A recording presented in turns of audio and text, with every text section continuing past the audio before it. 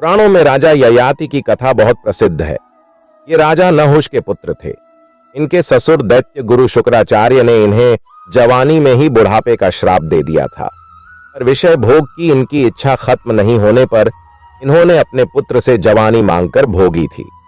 आइए आज आपको उन्हीं ययाति की कथा बताते हैं।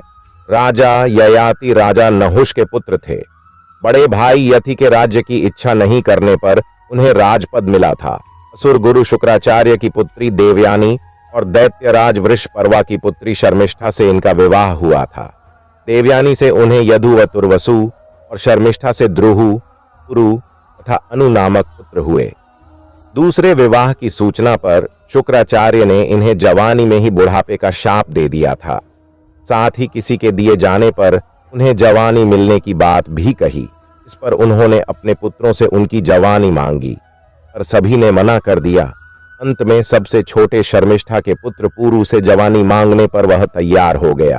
पितृभक्त पुरु ने इसे पिता की सेवा का अवसर मान अपनी जवानी उन्हें दे दी। बेटे की युवावस्था भोगने पर भी राजा ययाति की काम वासना खत्म नहीं हुई।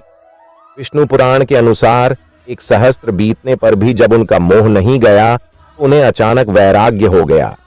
उन्होंने अपनी पत्नी देवयानी से कहा कि हर सुख भोगने से भी कामना उसी तरह बढ़ती है जैसे घी डालने से अग्नि।